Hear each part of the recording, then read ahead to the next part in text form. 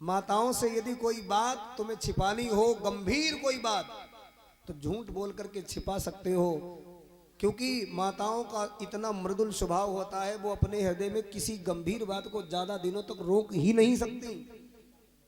युधिष्ठिर राजा का श्राप लगा हुआ है।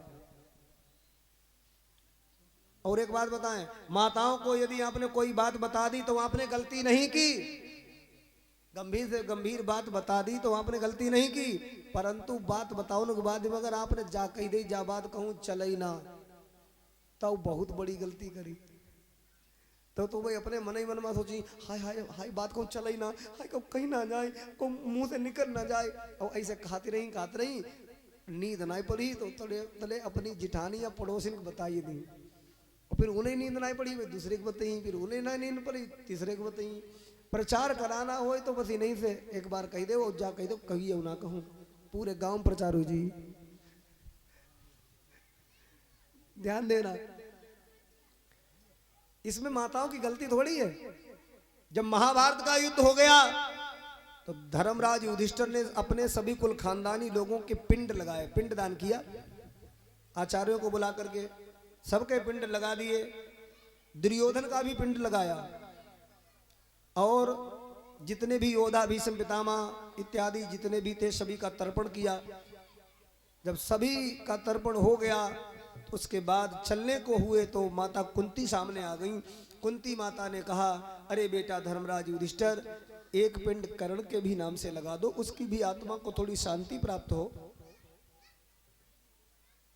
धर्मराज युधिष्ठिर अपनी माता कुंती की तरफ देख करके बोले, माता कर्ण हमारी जाति का नहीं, हमारी बिरादरी का नहीं, हमारे कुल खानदान का नहीं, कर्ण से हमारा कोई संबंध नहीं, कर्ण का पिंड भला मैं क्यों लगाऊं। कुंती की आंखों में आंसू आ गए और बोली, बेटा मैंने तुमसे बहुत बहुत महत्वपूर्ण बात आज तक छिपा करके रखी, लेकिन बेटा उसकी आत्मा को थोड़ी शांति मिल जाए, मैं ऐसा कहना चाहती हूं। कर्ण की बात क्यों कर रही हो माता, इतना कर्ण के लिए तुम्हारे आंखों में आंसू छलक रहे, ऐसा क्या है कर्ण से तुम्हारा संबंध। तो कुंती ने कहा, बेटा युधिष्ठिर, ये कर्ण जो था ये सबसे बड़ा तुम्हारा भाई था। जब मेरे कोई संतान नहीं थी, जिस समय मेरा विवाह भी नहीं हुआ था, उस समय दुर्वासा ऋषि के मंत्र की सिद्धि के लिए मैंने सूर्य भगवान का ध्यान करके मंत्र का जाप किया। सूर्य भगवान की कृपा से मुझे ये सुंदर सा बेटा प्राप्त हुआ था। मैं कुंवारी अवस्था में थी, इसलिए मैं इसे पाल ना सकी, गंगा नदी में बहा दिया। जो बेटा मेरा कौनते होना चाहिए वो राधे होकर के पला। अधिरथ नाम के सूत की पत्नी राधा ने पाला। वही महाराज दुर्योधन का अंग रक्षक बना, कर्ण अंग देश का राजा बना दिया था दुर्योधन ने। और बेटा वो उस दुर्योधन का अन्न खाए हुए था, इसलिए वो अपने नमक से कभी गद्दारी नहीं कर रहा था। ये बात कर्ण को मालूम थी, लेकिन तुम्हें नहीं मालूम थी बेटा।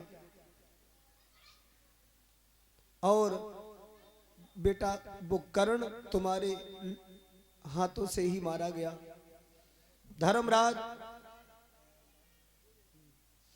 धर्मराज युधिष्ठिर ने आंखों में आंसू भर करके कहा, माता जब जब मैं कर्ण की तरफ देखता था, कर्ण के चरणों की तरफ देखता था, तो ऐसा लगता था कि मेरे माता कुंती के चरण और कर्ण के चरण एक जैसे क्यों नजर आते हैं, लेकिन मैं कभी कह ना पाया। आज तुमने ये बात बताई है, मुझे बहुत दुख हुआ। मेरा भैया मेरे हाथों से मारा गया। जाओ, आज से मैं संपूर्ण नारी जाति को श्राप देता हूं, कोई भी गंभीर बात अपने हृदय में ज्यादा दिनों तक नहीं रख पाएंगी। इसलिए माताओं को ये महाराज ऐसा, उनकी कोई गलती नहीं है।